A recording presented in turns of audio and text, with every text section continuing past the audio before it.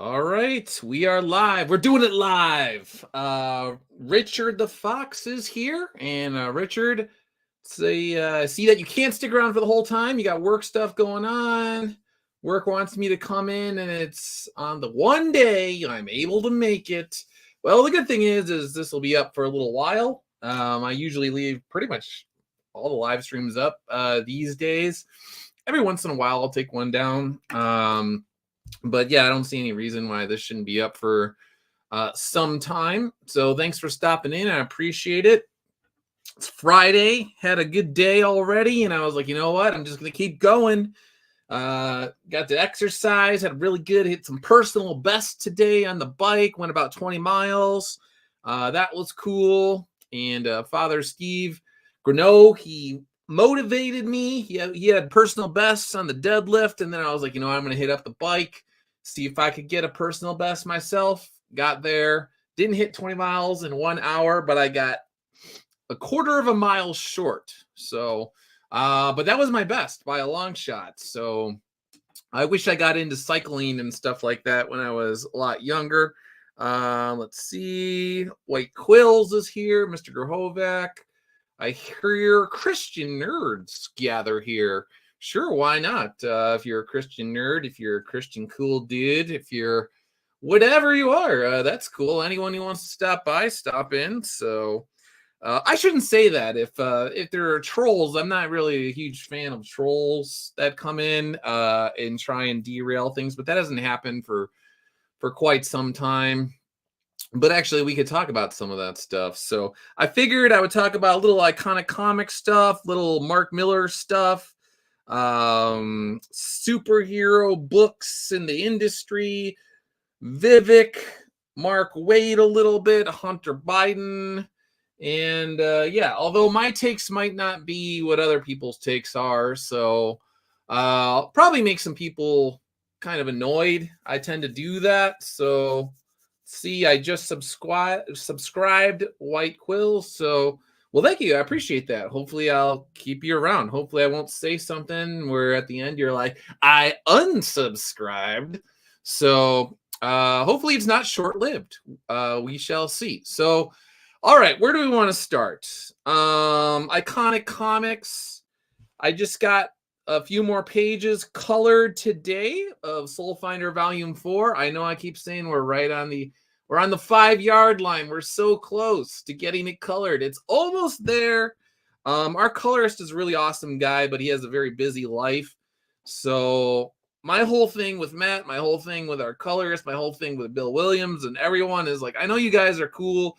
You work hard, you do your thing, you do a good job. All I care about is that you're making an honest effort to do the work and make progress. That's all I care about. So I know everybody has their own things going on in their life. Everybody involved in these books are sharp dudes, and they got a lot of stuff going on. They're making time for my books. So I appreciate that. But what I have seen is very sharp, and our colorist is probably going to do a piece specifically for Soul Finder 4. I think it might even be painted like Dave Dorman-esque. I'm not 100% sure on that. He just said he wants to paint something, and I was like, yeah, let's go for it, man. So he should send me some sketches in the near future, and we'll see how that goes. All right, Puma's here. Thanks for tuning in. All right, so that I could get back to the Capybara conspiracy. Let's see. Yeah, that'll be down the line. My theory is that Timothy Lim and Mark Pellegrini were the ones that kicked off the popularity of capybaras because it keeps showing up in my feed on Instagram. But it started like a year and a half or whatever into Common America when they were putting all their capybara stuff out. Then suddenly I just started to see capybara was like all over the place. And then they came out with their stuffed capybara badger. And then like months later, I start seeing stuffed capybaras all over the place. And so I'm like, I swear that these guys are the ones. And then somebody, I put a little tweet about it. They were like, actually, if you look at Google Analytics for the traffic, you could actually see that is the case. So I don't know. I don't really go do deep dives into all this sort of stuff, but I feel as though when all the Badger stuff was just plastered around social media during the Common America campaigns, somebody somewhere were just like, wow, these are very cute animals, and I feel like they would be really popular. Let's make the capybara push. And they did it. So I credit Timothy Lim and Mark Pellegrini for starting the capybara craze. And when I was in North Carolina, they were selling those things hand over fist. They had the stuffed badgers there, and they couldn't get rid of them fast enough. People just kept coming up, and moms and their little sons and their daughters and stuff, and they would pick it up and they'd be like, capybara, and then they would like go crazy, and then they would buy it. If they didn't buy the books, they bought the capybara. So I don't know. Something very interesting happened. So, all right, let's talk about the Mark Miller stuff. And we'll just kind of go from there. So, Mr. Grohovac says subscribed. Yeah, no, that I talking faster. My brain is operating faster than my mouth can catch up with everything. So, all right. This has just been all over the place. It's in my feed on Twitter. Literally, I keep seeing stuff about it, and I was like, I haven't really said too much about it, but I was like, you know what? It's been a few days. All right, let's see. I like to let the dust settle on a lot of this stuff. Now, initially, it's been 2 days now, but what was interesting to me about this, I mean, I could go on for quite a while, but this discussion was rather interesting. But the sad part, from my point of view, is that the actual interview, at least the first 24 hours, I haven't like compared everything since then. But the actual interview with the substance got a lot less play than the drama surrounding all of the doofuses in the mainstream industry at Marvel and DC, the names that you've heard for years and years and years now. You know who they are. And it's like they're the exact same people that they always were. They're behaving just like they have been all the time. And people are acting like this is like a new thing or something like that. And it's just like, we know who they are. They're known quantities right now. And so to try and act like, I don't know, it's just kind of strange to me. So the one thing that is interesting to me about the players involved from Marvel and DC is they can't help themselves. They have impulse control problems. And when you mix impulse control problems with people that are blind ideologues, raging partisans, it's a bad mix. So all they had to do when this retailer, like 2 weeks ago or whatever, has made his points and the video started circulating, they just had to just shut up. They had to do, if they just said nothing about it, if they just ignored it, then people would have been like, ho hum, whatever, and would have like just disappeared, and they would have continued to write the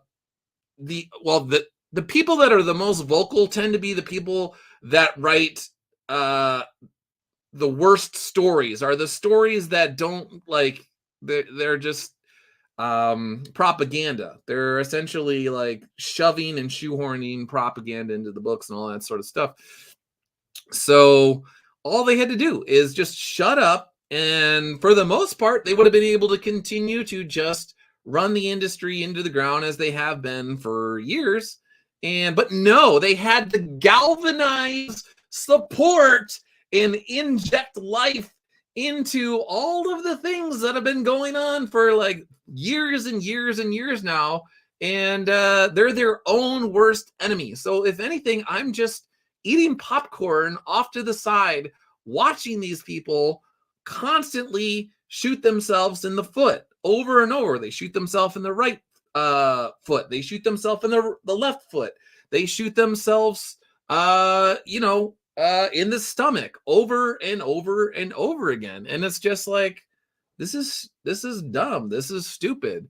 Doug, what's your favorite comic? My favorite comic used to be Amazing Spider-Man. People that have followed me for years know that I learned to read on Spider-Man, and I collected Spider-Man for decades and decades, and it wasn't until a couple years ago where I finally had enough, and I was like, I'm done with this. So Spider-Man, Daredevil, and Iron Man have always been my favorites. I collected them ever since I was a kid. And then a few years ago, I was like, I'm done. I can't do it anymore. I would like keep tabs on them. But I literally my comic shop the main one that I like, the comic shop closed. And there is another one that's around here, but I don't like it as much. And I mainly don't like it because they don't have the back issues. So what I was doing for a while is I started collecting all the comics from the 80s that I didn't have in my collection. And I was basically just filling out I literally threw out my like almost all of my comics from 2020 all going all the way back to like 2000, like a decade's worth, like 2010, maybe even like 2005. I threw out literally the whole Dan Slott run on Amazing Spider-Man. I just got rid of it. I chucked it into the recycle bin. And I was like, why? I don't need this. I'm not going to sell this. I don't want people to have this. These are bad books. This is bad storytelling. It's not good. I don't want to give this to like the library or something. I don't want to donate it. I don't care. So those are the books that I collected for years. And then finally I was just like, I'm done with this. And then I just got so involved with building iconic comics and Soul Finder and working with guys like Eric Canetti and Timothy Lim and Matt Weldon, Bill Williams, Mark Pellegrini, Alejandro Mirabal, all these guys that I just I really even have not had time to even like focus on. That's actually one of the points that I was going to get with. So I don't even care if readers want to go off on Mark Waid like all day, all night for years on end. Like, yeah, go for it. Just do your thing or whatever. But if you are a creator, if like someone in my shoes right now, I'm doing Soul Finder stuff, right? What is the most efficient use of my time? What is the best use of my time? Is it working on getting merchandise like cool Soul Finder bags and rosaries and getting the new book out? Or is it getting into fights with low-level doofuses and goofballs who work for DC and Marvel, and maybe they put a book out once in a while, maybe they get a random one-shot somewhere, I don't know. So it's like, no, I should not be arguing with these strange individuals that half the time they're doing GoFundMe so they could pay their rent. I feel bad that they're in that situation. I feel bad that they're living paycheck to paycheck. I feel bad that they don't know where their next meal is going to come from, but I shouldn't be arguing with them. So it's like, yeah, this is where I need to focus my time. If you're a reader out there and you're arguing with whomever, I don't care. You can do whatever you want. But as a creator who's trying to do something, then cool. Sven here, Butch Killigan. Sven is here. Thanks for tuning in. So yeah, if you're a creator like Sven, Butch Killigan, I did back it, but I don't know exactly when the does Iconic even have a Butch Killigan section yet? I don't think so until it fulfills. But anyway, I thought I saw a Butch Killigan thing somewhere. There's Arcathena. Where's Butch Killigan? All right. So anyway, they had something for the campaign when it was live.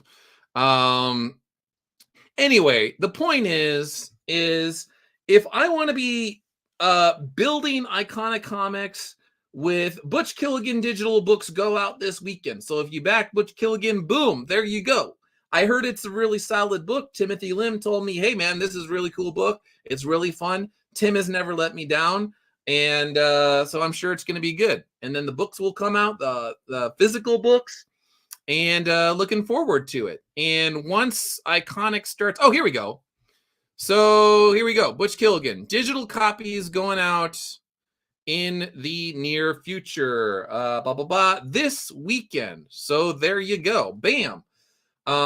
Sven is a really cool animator. He does really great work. Check out his YouTube channel. Check out his Twitter page. I don't think he's on Twitter as much, but anyway, just check out all the stuff. My point, circling back to everything, is if you want to be original, you got to do original things. You can't be arguing with total doofuses, that are living paycheck to paycheck in the comic book industry and acting like, my old boss used to say, certain people, they're nickels that think they're dimes. So a lot of these people in the comic book industry, they're nickels that think they're dimes. They're actually nickels that think they're quarters or $50 or dollars or $20 bills or something like that. So, man, don't spend your time with them. And I was thinking about it. This is Hunter. Let's get off Hunter. Now, I do have a typo in this, but you'll get the point. So this is my take on all this. If you ever get the gnawing feeling that you're in your own personal version of Groundhog Day regarding the news and commentary you consume, and this could be political news, this could be indie comics news, whatever, then ask yourself if the feeling is rooted in reality. If so, you need to escape. It's not typo. I should have put healthy. It's not healthy. Ask yourself if there is anyone in your life who has a vested interest in keeping you trapped in an endless loop of anger and rage and resentment. Ask yourself if you are keeping yourself there to avoid stepping into the uncomfortable unknown that leads to personal growth. Conflict is sometimes necessary, another little typo there, but you also do not want to throw pearls before swine. If you want to achieve your full potential, then you need to cut the people out of your life who want you trapped in a box of mindless bickering. So these are some scenes from Groundhog Day, obviously classic movie with Bill Murray. And sometimes I feel like I'm in Groundhog Day.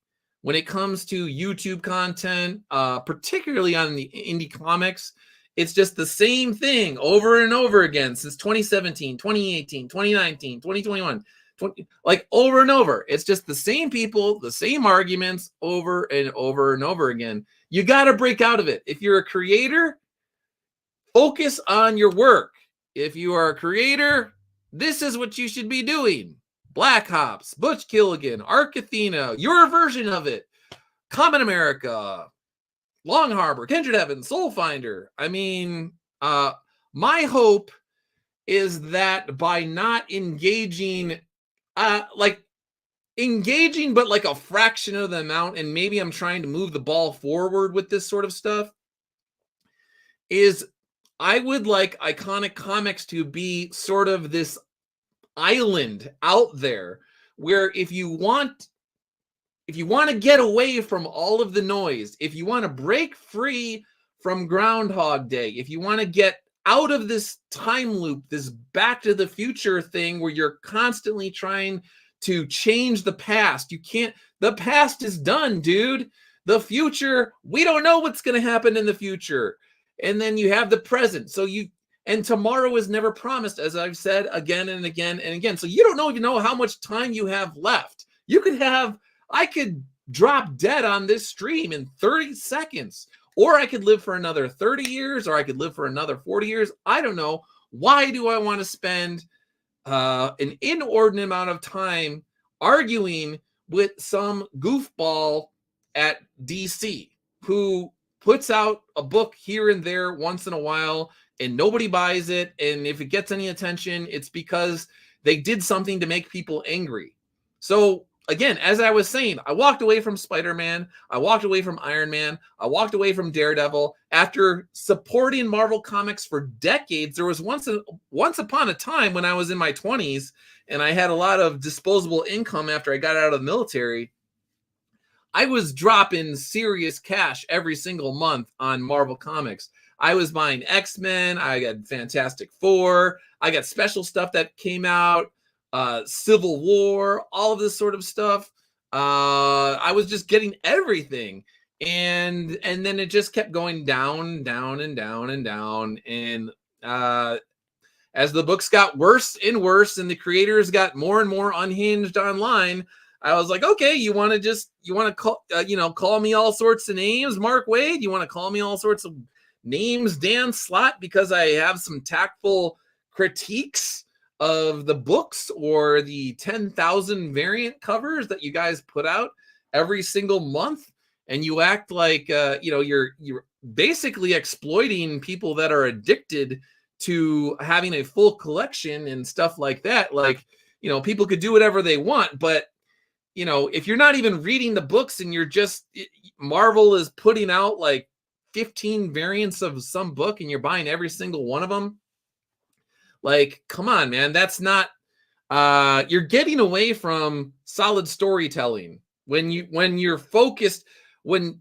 the thing that is buoying you is variant covers. Hate to tell you that. So anyway, my hope is that Iconic Comics will, I mean, on some level it already is, but I want it to really be that, where it's just like, yeah, these guys just really focus on their work. That is their main concern. That is the primary driver.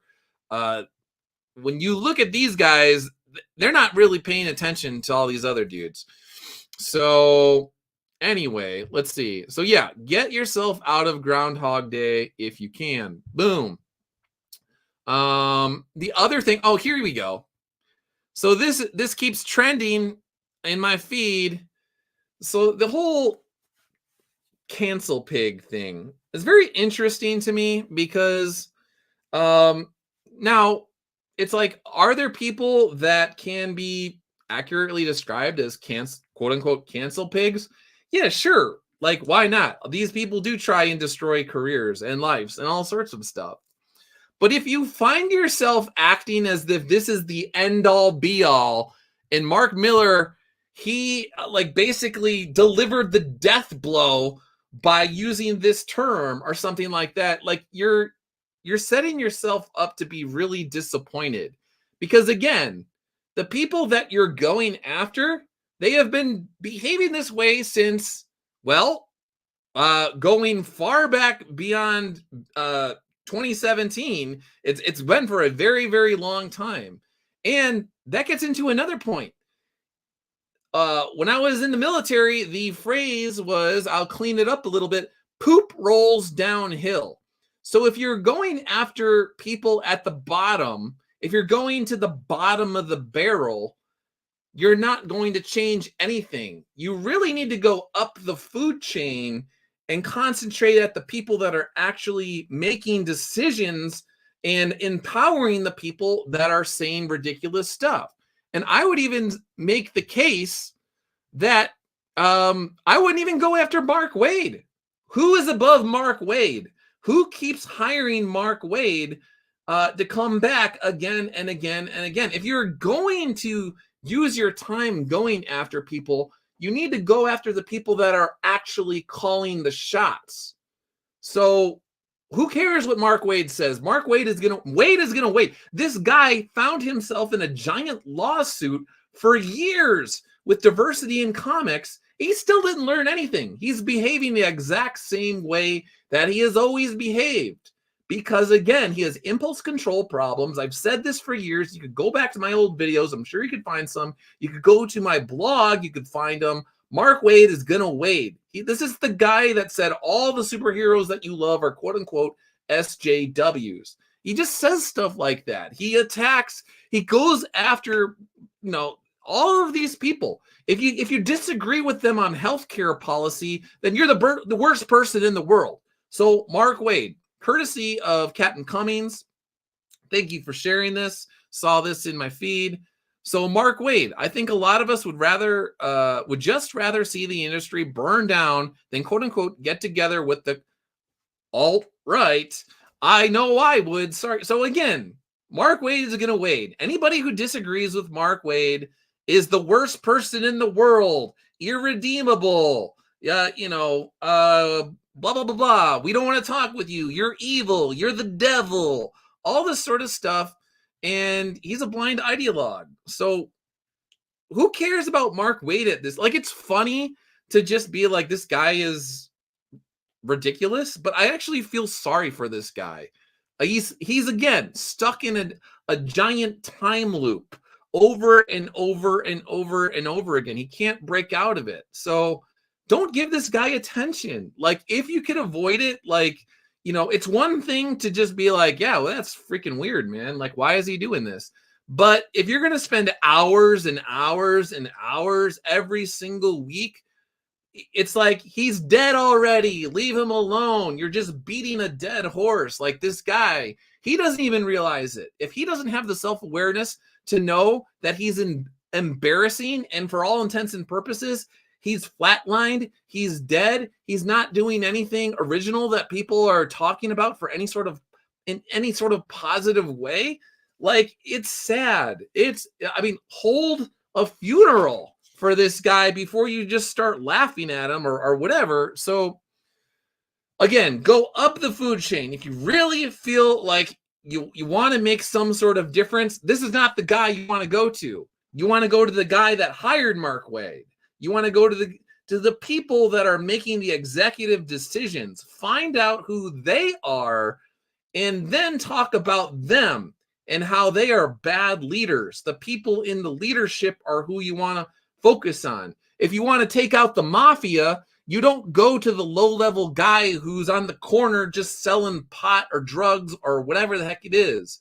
You want to go to the tippity top of the food chain, and that's where you focus your energy. If you can do that, if you know who it is. And the comic industry is not the mafia, so you can easily find out who the power players are who continuously give guys like this work and who agree with him. So again, it's just, if people want to say someone is a quote unquote cancel pig, I saw people that they were basically like, we got to act just like them. We got to use their own tactics against them. And so I'm thinking to myself, this is where I'll get myself in trouble. If you call somebody a pig and then you say you have to act like the pigs to defeat the pigs, aren't you essentially a pig? Like, aren't you you're calling yourself a pig, because you're saying those people are pigs and we have to behave like the pigs in order to defeat the pigs. So therefore, ipso facto, on some level, you're saying you either want to be a pig or you are a pig and you want to roll around in the mud with pigs. Like, do you really think that's a long-term viable way to do the things that you want to do to reach the ends that you want? What if somebody was a pig? What if you were just a smart human being who was good at strategic thinking and you were good with your tactics in terms of taking on pigs? Wouldn't that be better than just pigs rolling around in the mud together? I don't know. If you're going to frame something or you're going to create certain narratives, why would you create the narrative that you have to behave exactly like the people that you hate in order to obtain victory? Kind of weird to me. But again, this is why people don't like me, because I say things like, yeah, if you say you got to behave like a pig in order to defeat the pigs, you're kind of a pig. I mean, literally, like, you're saying that I'm just observing what you are saying. You might not even know that's what you're saying, but that's what you're saying. So my position is, let's just be intelligent human beings who know how to achieve the goals that we set for ourselves. Let's, instead of going after low-level goofballs in the comic book industry who can't afford sandwiches, let's figure out who the power players are and focus on those people. That seems like a better use of our time. If we're going to go the activist route, if we're going to go the watchdog route, those sorts of things, I don't know. So, again, I'm sure people will not like this take on things because they just want to unleash all their hatred and all their vitriol on Mark Waid. I feel sorry for Mark Waid. I really do. The guy is blind to his own ridiculousness, and ridiculousness is a nice way of saying things. It's pathetic. Boop. All right.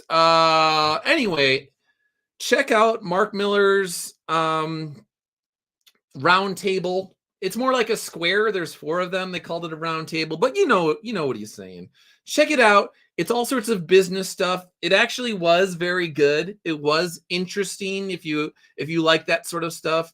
And in my mind, it's a better use of your time than getting into fights with people on Twitter and going back and forth with them and just finding creative ways to call them all stupid. We know that these people are, many of them, sadly, stupid, useful idiots, whatever you want to call them. But again, I would rather focus on substance if we're going to focus on something. So, all right, boom. Let's see. All right, so I think I covered most of the stuff I wanted to talk about. All right, poop rolls downhill. We got the cancel stuff. All right, when do you move on? When are you in Groundhog Day? We got that. Mark Wade's gonna wade. Talked about that. So now let's talk about Vivek. Let's talk about Hunter Biden.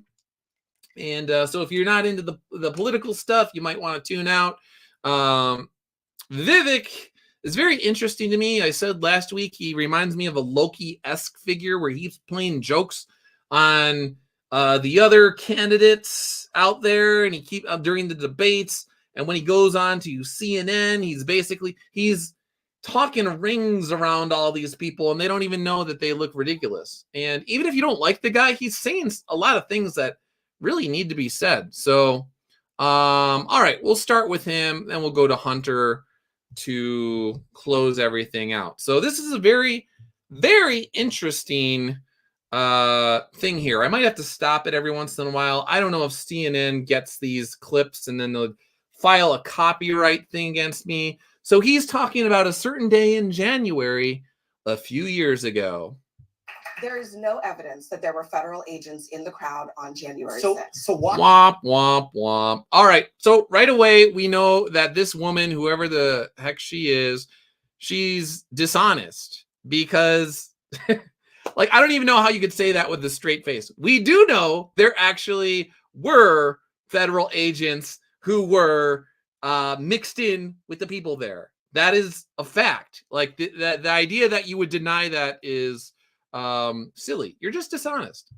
Before Congress, when pressed on what the number was, they didn't say there were none. They just couldn't say how many. So you're saying that that you have not seen any evidence. So we've seen multiple informants suggesting that there were. We know people were. All right. So essentially, this lady at CNN is saying that because the director of the FBI didn't start tap dancing in front of the camera and start talking about how many federal agents were mixed in with the crowd on that fateful day in January, that we don't know. There's probably 0 because they didn't give a number. So therefore, we have to just assume it's 0.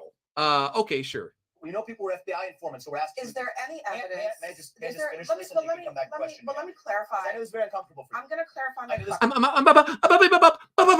question. You gotta interrupt the guy because he starts saying something that you don't like, and we got to talk over the guy because he's making a lot of sense. And we're gonna somehow destroy narratives here, so we got to stop him from doing that. So we're gonna talk over you. I'm not comfortable with people, but we have to do the truth. I'm going to clarify my question because I want to make sure that you understand. I understand this deeply. And I told you I was here years ago. Where is the evidence? Yes. Where is the evidence that the government had a plot, an inside job? But no, I'm not sure what inside job is. I'm not violence on January 6th. I'm not going to let you put words in my mouth. I'm going to put my words in my mouth, and I'm going to tell you what I mean by that. Where is the evidence that the government was involved in entrapment? See, she needs it to be a very specific narrative. She needs to throw out red herrings. She has to throw out straw man arguments to try and make him look stupid. And that's what they do across the media. They always go to the straw man arguments. They go to the most ridiculous statements of individuals. They comb through Twitter. They look for people that just say completely dumb moronic things, and then they put that on the screen, and then they're like, this is their position. This is the position. They're not saying what Vivek here is saying. Planning or executing January 6th. So I'm going to give you hard facts. And when all of this happened years ago, and I was still working at the newspaper, I said that there is no way that this could have unfolded the way that it did, because I literally worked at the Capitol. I was a full-time intern many, many years ago. So I know all about the different security. I used to give the tours of the rotunda. Every time constituents would come in for my congressman at the time, from Illinois, Congressman Peter Roscom, I would be the guy who would give tours. And then when they were on vacation or they doing campaign stuff, they trusted me enough to just field the office by myself and take calls and take notes and do all this sort of stuff, blah, blah, blah, blah. So I know how the Capitol kind of works. And on that particular day, to see what happened, I said there is no way that this could have happened unless it was a gigantic, massive security failure, or somebody allowed it to happen. Somebody allowed it to unfold the way it did. Somebody in a position of power. Those are the two options. If they want to, they could button this place up in a second. All buttons button, all zippers zipped. They could lock it down, super secure if they want to, but they didn't. So what are we left to conclude? Either somebody needs to be fired because there was a massive failure that allowed this to happen, or there were individuals who wanted it to happen because it was in their vested interest to shut down any sort of future protests that took place in Washington, D.C., because they wanted to make sure that if the American people were angry, they knew that they would just be framed as, watching the Google algorithm here, but people that need to be locked up and throw away the key. You don't get your trial, your speedy trial by a jury of your peers for years and years and years on end. They wanted to send a message to people that if you ever try and do this again, this is what's going to happen to you. That's what it was all about. So interesting. If I may, Abby, I know this is going to be a little uncomfortable, but we're going to go through this, and you can push Just back waiting on it. for the evidence. And you can push back on that. And let's do this fairly.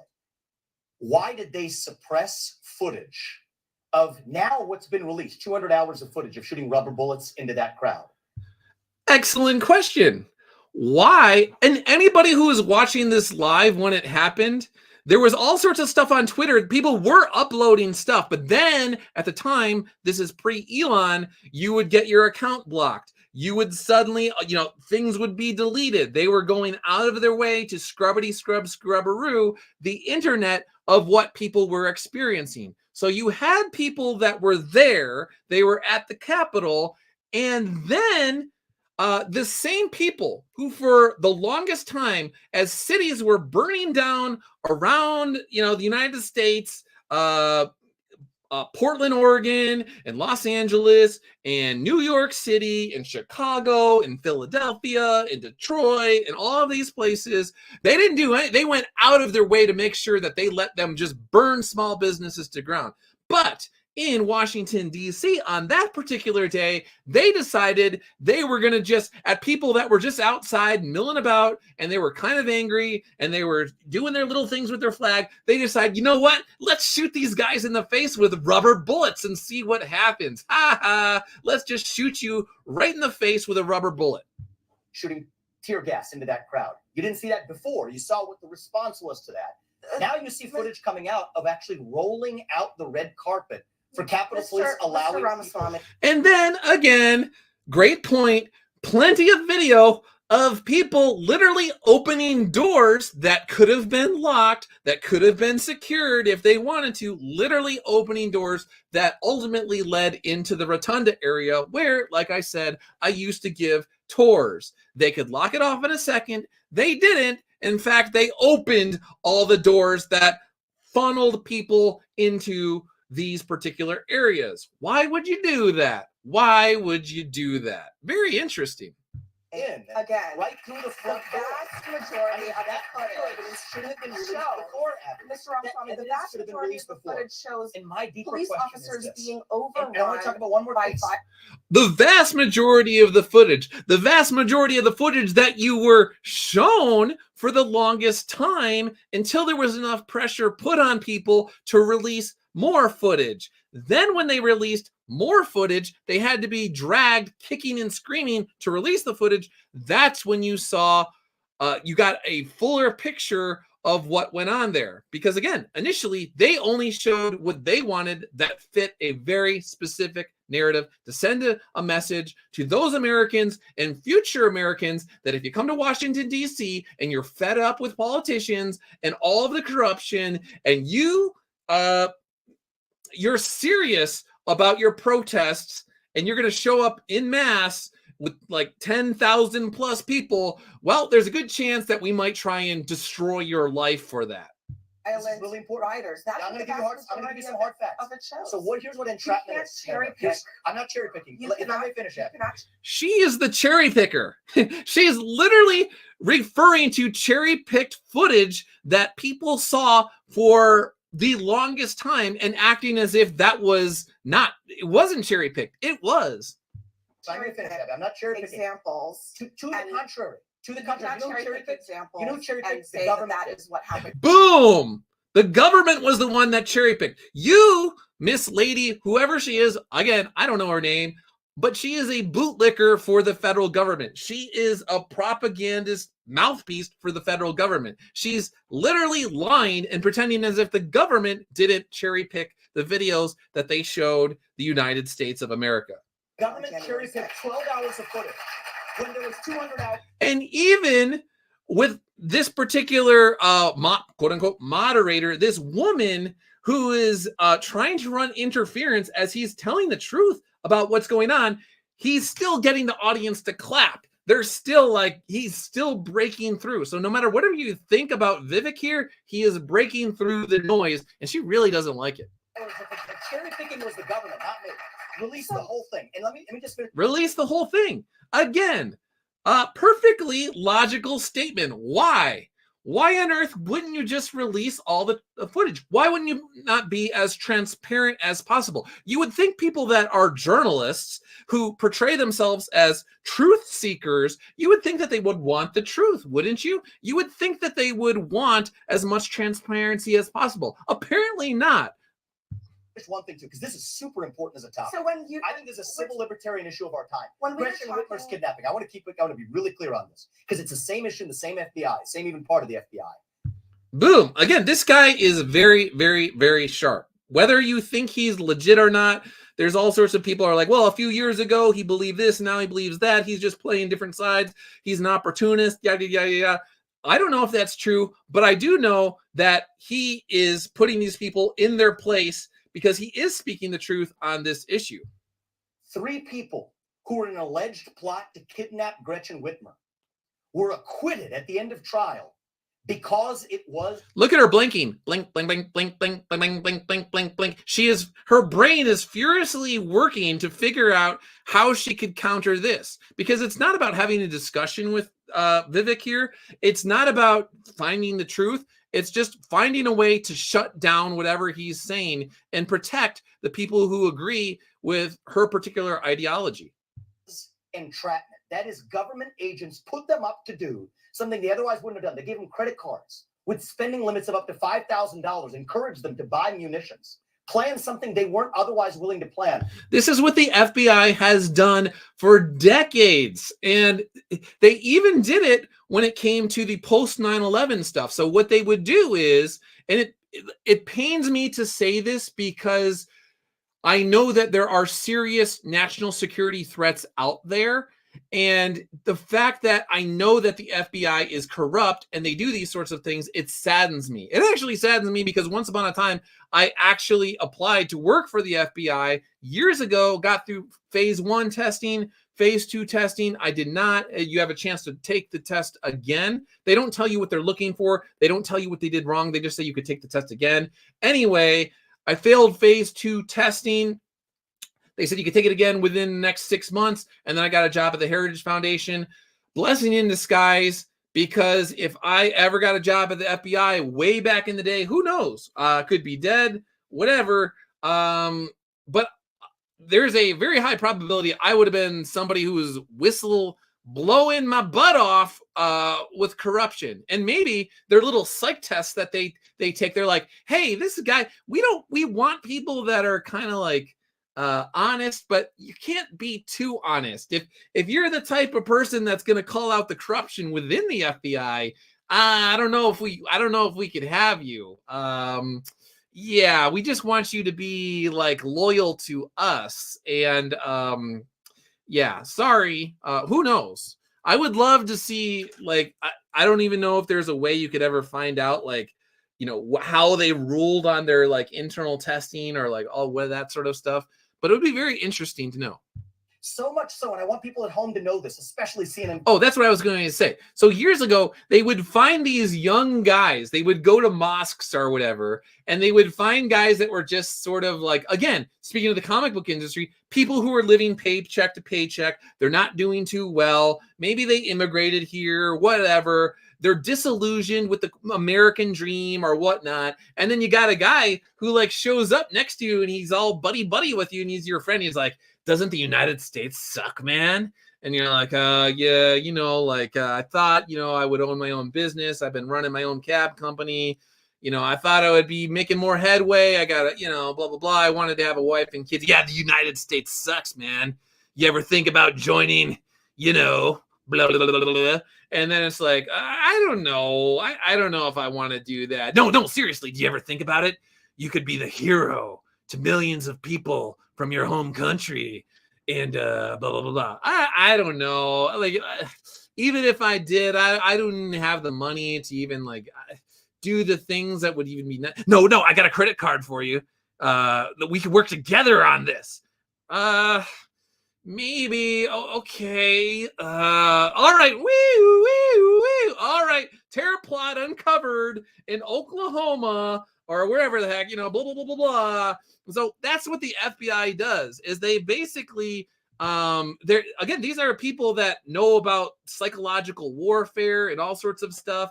They know how to mess with people, especially stupid people, stupid young men who are disillusioned with the American dream or whatnot. And they know how to like get into their head and get them to do stuff that they want them to do, because then it's like the headlines like FBI saves the day. And then somebody in the FBI comes out and they're just like, this was a very important case. Who knows how it could have turned out if we didn't have our men, but our resources are stretched thin. What we really need is a new FBI headquarters in Langley, Virginia, or whatever, blah, blah, blah, blah. We need new FBI headquarters, and we also need $1 billion more in funding. Yes, please do that for us, because we are the heroes.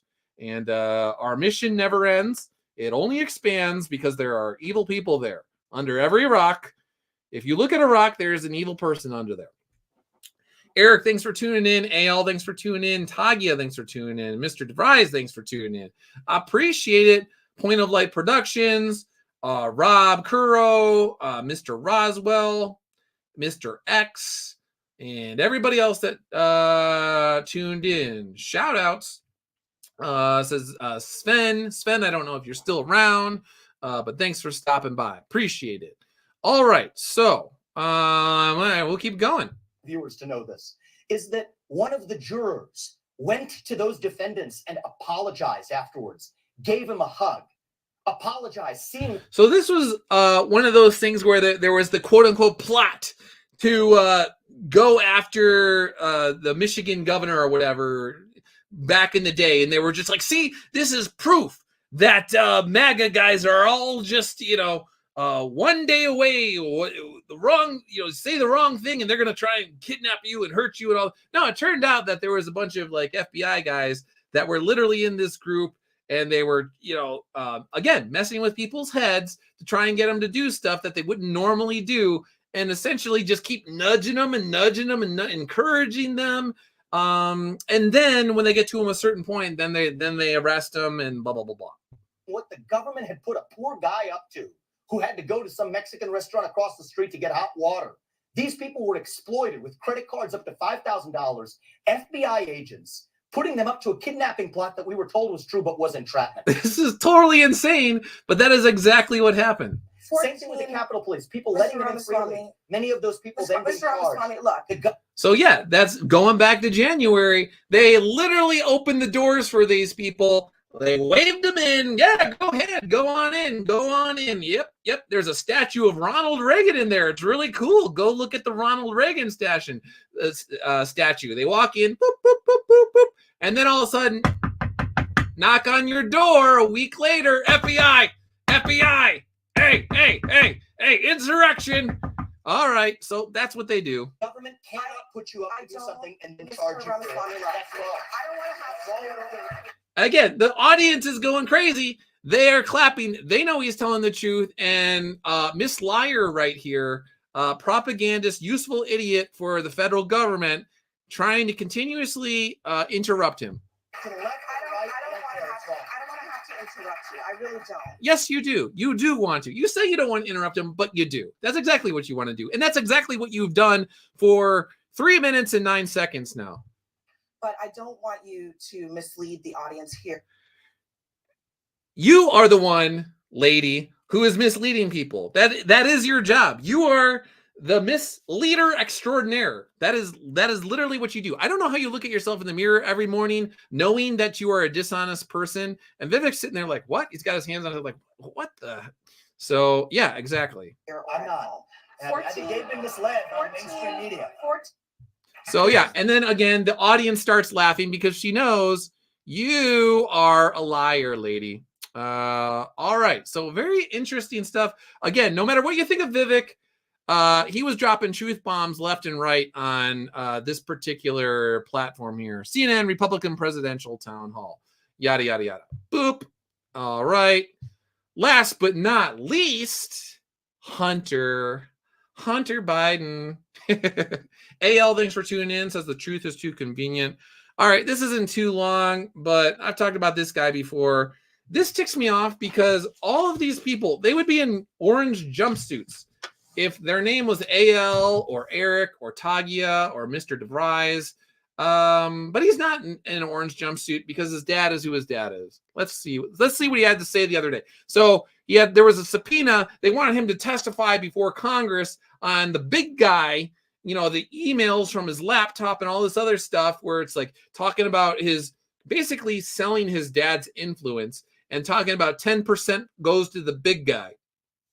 And their former business partner who went to the FBI, who brushed it all under the rug, slow rolled all of these investigations, and they try and basically wait as long as humanly possible until they can't charge the person anymore because it's been like 10 years. And they're like, oh, I guess we can't charge him anymore. Well, we did find out that if we had concluded our investigation in time, we totally would have charged this guy, but we couldn't. We had to gather all the facts. We needed an airtight case. It just so happens that it took too long. The statute of limitations or whatever ran out. He's free, but at least you know the truth that he was a scummy human being who would write off prostitutes on his tax returns to the IRS as quote unquote West Coast assistants. Because, if you and I were going and spending tens of thousands or even hundreds of thousands of dollars on prostitutes and then writing them off on our tax returns, the IRS totally wouldn't get us and put us in jail for the rest of our lives. For 6 years, MAGA Republicans, including members of the House committees who are in a closed-door session right now, have impugned my character. You impugned your own character, dude. There's a laptop that, again, former President Trump said was a laptop from hell. It really is a laptop filled with evil, demonic stuff. And everybody has seen it. It's all over the place. And since Elon Musk purchased Twitter, now everybody can see it. It used to be they would ban your account. They would make sure that nobody could see it. It's still not really where it should be, but you could actually post some of this stuff online. A lot of it is just straight up disgusting, but usually people will censor things out. It is the laptop from hell. Invaded my privacy. No, dude, you were high on drugs and you brought your laptop computer to a guy to fix it because you had all of your run-ins with Ukrainian and Russian prostitutes and who knows who else and all your drug stuff. You're literally snorting cocaine off of prostitutes' butts or whatever, and you're getting with your niece of all people. Disgusting. Again, you should be in jail. The guy should be in jail. Attacked my wife, my children, my family, and my friends. They ridiculed my struggle with addiction. They belittled my recovery. And they have tried to dehumanize me, all to embarrass and damage my father. Your father embarrassed himself. You embarrassed yourself with a laptop that was filled with all sorts of disgusting, illegal, corrupt things. Who has devoted his entire public life to service. For 6 years. Unreal, dude. So yeah, this is very interesting. Again, I just want to reiterate again and again and again that if this were you or me or anybody, any of your family members, and they did the exact same things that this guy did, they would be in jail. They would throw away the key. They would throw you in the dungeon. And for the rest of your life, every couple of years, it would run on television about how you were like the worst person in the world. But because it's this guy, and his dad is the president, and they don't want him to look any worse than he already looks, then they're going to try and sweep it under the rug. Then they're going to say it's, oh, well, he's addicted and his dad had nothing to do with it, despite the laptop with all the receipts on it, despite your former business partner literally going to the FBI, having the receipts, having the emails, cell phone records, the IRS whistleblower testimony on all of the stuff that you did, again, spending tens of thousands of dollars, if not hundreds of thousands of dollars on weirdo sex clubs and prostitutes and drugs and all of these things. And you'd find not even creative ways, just like stupid ways to try and write them off on your taxes as assistance, because you knew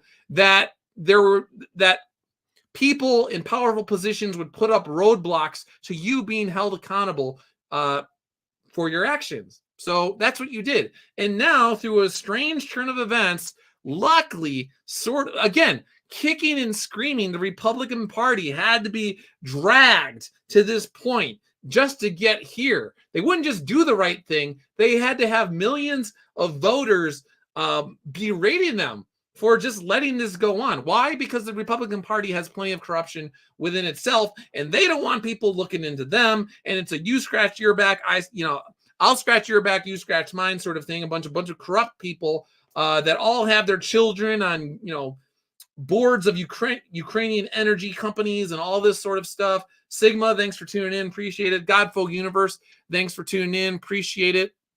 Actually, speaking of Godfolk Universe, I almost forgot that. I am so sorry. I am. I'm not even saying that in like a weird way. If it sounded like that, I apologize. No, I am seriously sorry. So anyway, again, Hunter Biden, corrupt. President Biden, corrupt. The whole Biden family, corrupt. And that's not me being partisan. That's just a fact. And if you don't want to acknowledge that, then you might have some problems, because they are corrupt. The evidence is everywhere. It's slapping you in the face, and you should know about that. All right, where is my exchanges with Godfo Universe? End on a positive note. This is weird. I just talked to you guys not too long ago. So, that's why, because I'm on the Father Patrick Redder thing here. All right, so Godfo Universe. Do we get this one? Oh, here we go. Speaking of corruption, all the evidence. One more. I will get to Godfo Universe. He loved his son.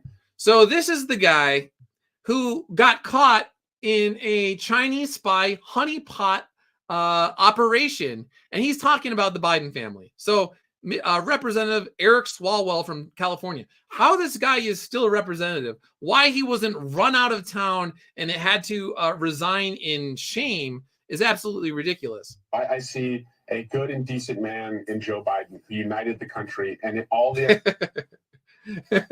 He saw a good and decent woman in what's her face, Fang Fang, the Chinese spy honeypot operation, and then he jumped into the honeypot with her.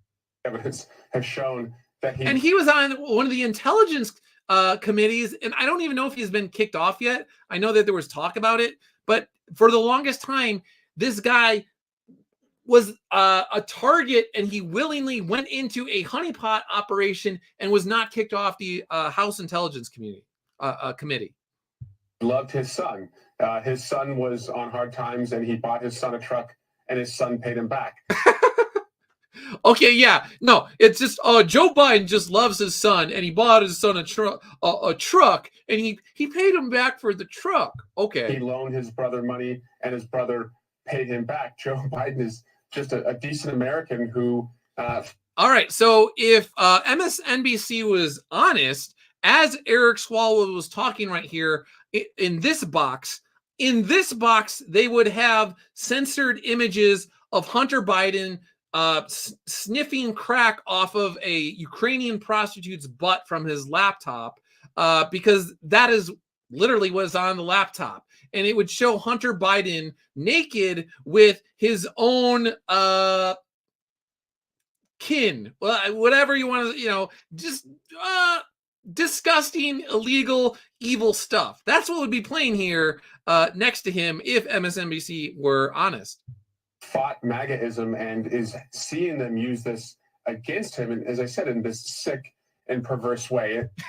So it's sick and perverse to hold these people accountable for their corruption and illegal activities, but it's not sick and perverted, apparently, in Mr. Swalwell's world, to have a laptop with all sorts of weird sexual stuff on it with prostitutes that you would then write off on your tax returns. But I guess that's to be expected, since he literally was having sex with a Chinese spy and there were no consequences for that. So as I said last week, the United States federal government and members of Congress and senators and all of these people, they have zero moral authority. The only reason why there hasn't been we'll just say it hasn't kicked off is because people are addicted to comfort. They're addicted to Monday Night Football. They're addicted to the college bowls. They're addicted to the NBA finals. They're addicted to pocket pornography on their cell phones.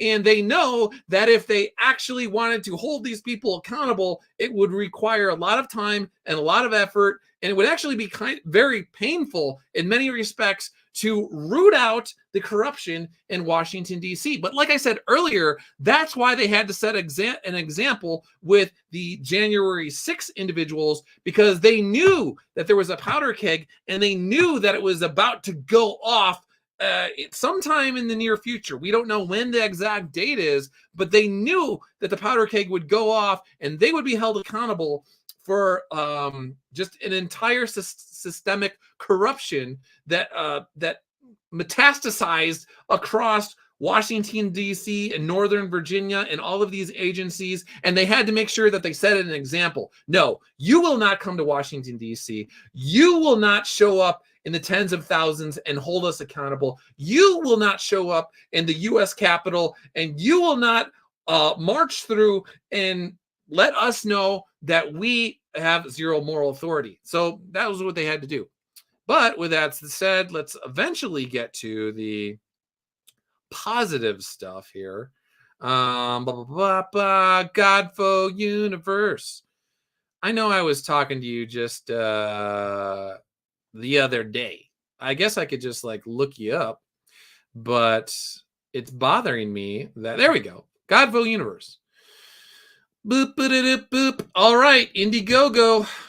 All right, so I said before that the Godfo Universe guys, they've talked to me for years, but not in a creepy way. Not as in I see, the creators at Iconic as a means to an end. Not in a transactional sort of way where they're just using you, but just actually as a legitimate, cool human being talking to somebody else, trying to have a good conversation. Sigma Centurion, thanks for tuning in. VMRE, thanks for tuning in. Mr. Grohovak, thanks again for tuning in. Anyways, these guys got a book out. Everything is complete. It's 175 pages, if I'm not mistaken. I did back the book, full disclosure, and it looks pretty cool. And they are very close to their goal. They got, they're looking for $1,500. They got $1,313. 46 days to go, 28 backers.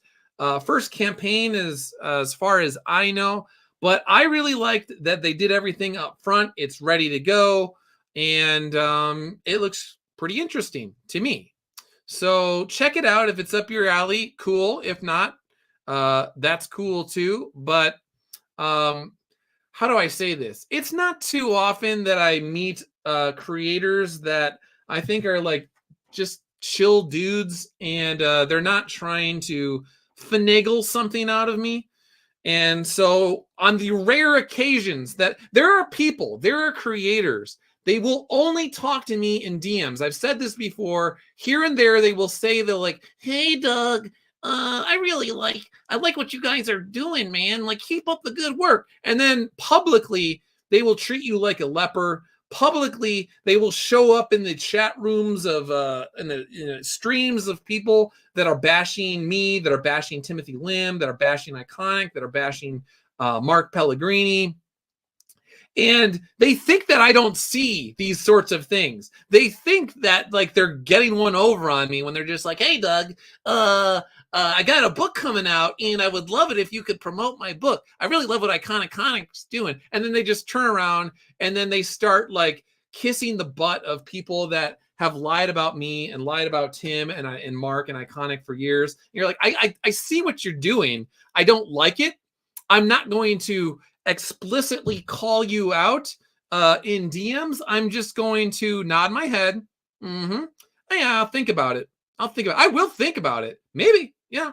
Who knows? But I know who you are. I know what you're doing, and I don't appreciate it. I don't like it. But I do like the Godfo Universe guys because they've never been like that. They've talked to me like just down-to-earth guys for years now, and I appreciate that. So thank you, Godfo Universe team from Greenville, for just being nice. And I am happy to put a spotlight on your campaign. I don't know if anyone will back it who's listening or not, but I am happy to talk about it because it's rare that I meet someone that just behaves like a sane human being. So thank you. All right. So to recap, as I was saying earlier, I hope that people see Iconic Comics and the work that they're doing, and my reticence, my reluctance to get involved with low-level goofballs in the mainstream industry and fight with them and just live in some Groundhog Day, some time loop hell where I have to constantly argue with like goofball ideologues at DC and Marvel. I don't want to do that. I want to just put out books with solid creators who are doing stuff like Butch Killigan, Arc Athena, Black Ops, Common America, Kindred Heavens, Long Harbor, Soul Finder. Did I say Arc Athena? Eric Canetti, Arc Athena. So yeah, this is what I am focusing on as much as possible.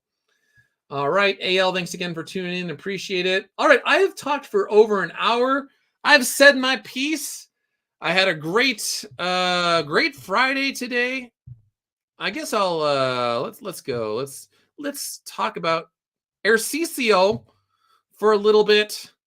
So I don't know if anyone exercises around here, but if you don't, think about taking up an exercise routine. It teaches you a lot about yourself. I have been trying to get 20 miles in an hour for a while now on my bike, and I cannot do it. But today I smashed my my personal best. I got within a quarter of a mile. And the thing that I like about exercise is that you could have your best. You could really want something. You could smash your previous records, but still fall short. And then you have to like go inside your head and you have to be like, what did I do? Did I let the negativity creep in? Did I make a tactical mistake? Was it just not in the cards today? And then you got to just go back at it tomorrow. You don't beat yourself up.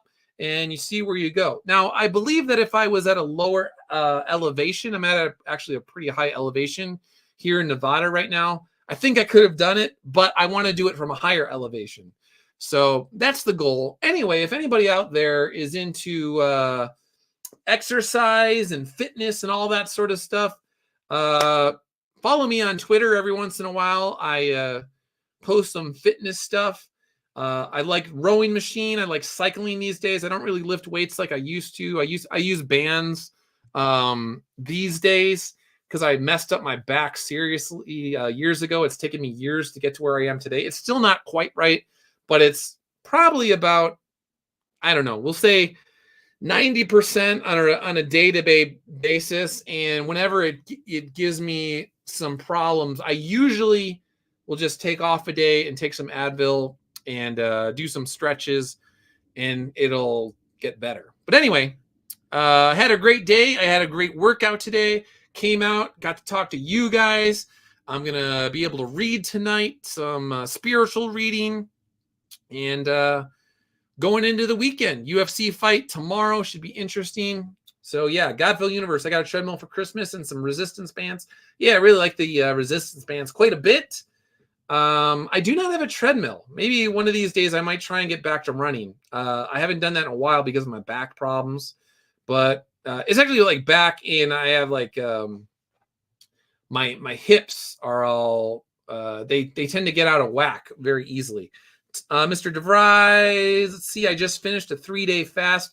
That's what I have to start working on as well. I would like to start fasting on a regular basis. There's a lot of positives to it, both for your body and spiritually as well.